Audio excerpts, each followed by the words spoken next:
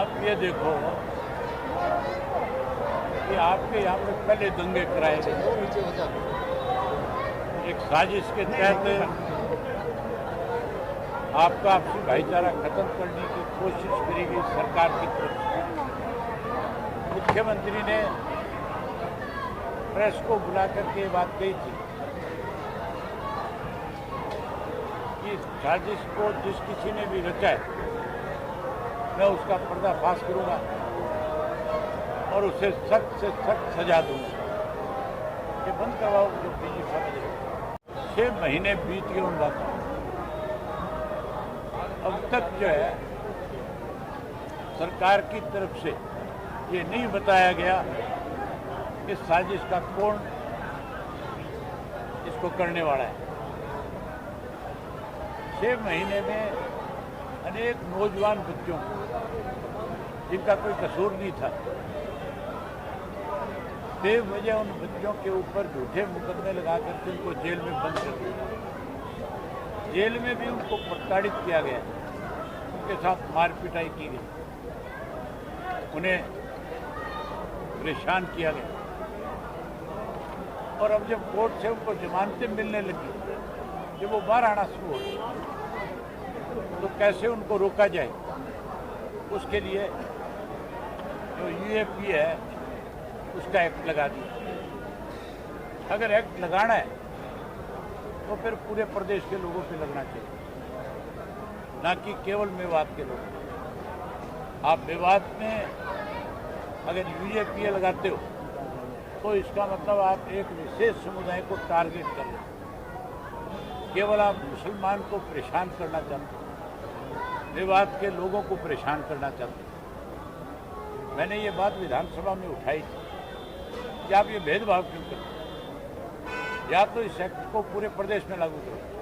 गुड़गांव जी नहीं, मैंने कहा पूरे प्रदेश में करो, गुड़गांव में भी करो। इमाम को जो काटा मारा उसके लिए भी करो, और या फिर इसको वहाँ पे भी खत्म करो।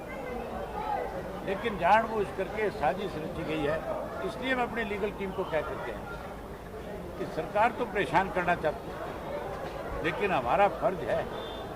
चौधरी देवीलाल हमेशा जिस किसी को सरकार की तरफ से परेशान किया जाता था उससे साथ खड़े हो जाते। आज हमने उनकी नीतियों को आगे बढ़ाया। मैं अपनी लीगल टीम की जिम्मेवारी लगा के आया हूँ। हम मंगलवार से या बुधवार तक हाईकोर्ट में इसको चैलेंज करेंगे, और हमें पूरा विश्वास है कि हाईकोर्ट से लोगों को राहत मिलेगी। तो सर, क्या विधायक को भी विधायक जा रही है, आपकी भी कोई बातचीत इंडिया गठबंधन के साथ जारी है या अकेले चुनाव लड़ेंगे? हमने बात पहले भी शुरू नहीं करी थी। हमने खुल के ये कहा था कि गैर कांग्रेस और गैर भाजपा का अगर कोई संगठन बनता है तो हम उसमें शामिल होंगे। जिसमें कांग्रेस आ गई, और जो कांग्रेस भाजपा के साथ खड़ी है उस पर कैसे जाएंगे? जा ही नहीं सकते। आज हरियाणा में जो है कांग्रेस और आपकी बात चल रही है तो उनका गठबंधन होने जा रहा है। अब इसकी क्या बात चल रही है, इसका जवाब तो वही लोग दे सकते हैं। लेकिन मैं एक बात जानता हूँ, कुछ लोगों को घमंड है, लोकसभा के चुनाव में उसका घमंड चकनाचूर हो जाएगा। 9 मार्च बनाम 10 मार्च है, 9 मार्च बनाम 10 मार्च बड़गली चौक पर करारा जवाब मिले। जेजेपी को मेवात में लगातार झटके लग रहे हैं, बड़े बड़े नेता। झटके नहीं लग रहे, जेजेपी खत्म होगी, दोबारा जिक्र मत करना है।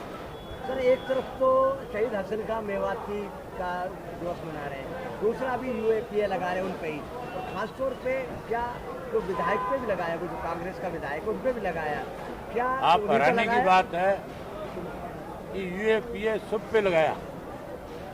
कांग्रेस विपक्ष की पार्टी है। जब तक मैंने इस इशू को रेज नहीं किया, किसी एक कांग्रेसी के जबान से एक शब्द सरकार के इस गलत फैसले के खिलाफ नहीं निकला। खुद विधायक भी थे। जब मैंने ये बात कही और मैंने कहा ये गलत हो रहा है, तो फिर ही कांग्रेस वाले सारे खड़े हुए, ये गलत है। पहले कहाँ गए थे? आप एक चीज और देखो, मैं जो कहता हूँ कि कांग्रेस के लोग भाजपा से मिलेंगे, हुड्डा भाजपा की कठपुतली है, ये साबित कर दिया अविश्वास प्रस्ताव जाकर। अविश्वास प्रस्ताव की जरूरत ही नहीं थी। ये सरकार तो विश्वास का मत कभी का खो चुकी है।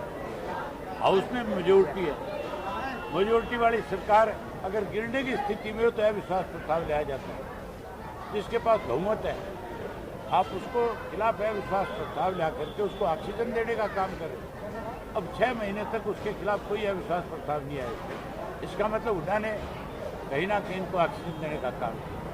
अमन अहमद आज आपकी पार्टी में शामिल हुए हैं और भी कुछ लोग शामिल हुए हैं, क्या कहेंगे? हम इन सबका स्वागत करते हैं। हमेशा मेवात के लोगों ने चौधरी देवीलाल जी की नीतियों को आगे बढ़ाया।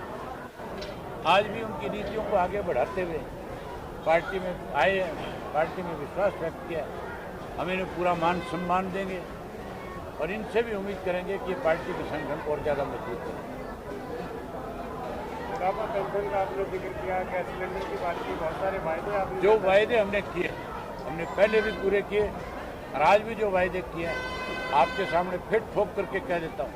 हमारा राज बनने के बाद पहली कैबिनेट की मीटिंग में 7500 रुपया पेंशन करेंगे, गैस का सिलेंडर मुफ्त देंगे, 1100 रुपये गृहिणी के खाते में देने का काम करेंगे और गरीब आदमी को पक्का मकान मिले, 2 गज का प्लाट मिले, इसका कानून बना देंगे।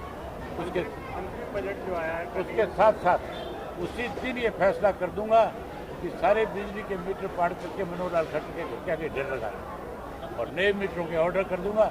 जब तक नए मीटर नहीं आएंगे महीने के 500 रुपये के हिसाब से बिल गए। तो ये बजट आया सर, एक तो ये है बजट के ऊपर क्या है, दूसरा जो किसानों का बुलडोजर वो किस तरीके से ड्रोन से जो है फायरिंग, मैंने बजट के बारे में बड़े विस्तार से प्रेस के सामने सारी बात रखी। इस बजट को कृषि के क्षेत्र में कम कर दिया गया, स्वास्थ्य के क्षेत्र में कम कर दिया गया, इरिगेशन में कम कर दिया गया, शिक्षा में कम कर दिया, सड़कों में कम कर दिया, परिवहन में कम कर दिया। बजट में केवल एक ही चीज़ है, 34,000 करोड़ का कर्जा चढ़ गया। अब हरियाणा प्रदेश के अंदर ये तो कहते हैं कि हमने कोई नया कर नहीं लगाया, नए कर की बजाय एक ऐसा कर लगा दिया कि जो भी कोई बच्चा पैदा होगा पहला वो बच्चा 2 लाख रुपया कर्जा अपने सर पे लेकर के आएगा सरकार। किसानों को परेशान, जो किसानों का जो बिल्कुल ऐसे जैसे विदेशी हो, जब भी किसान पे किसी ने अत्याचार किया उसको सत्ता से बाहर होना पड़ा। इस भाजपा को सत्ता से बाहर होना पड़ेगा। 750 किसानों की शहादत बेकार नहीं जाएगी। अब भी जो 7 से ज़्यादा किसानों ने शहादत दी है वो भी बेकार नहीं जाएगी। भाजपा सत्ता से बाहर हो जाएगी।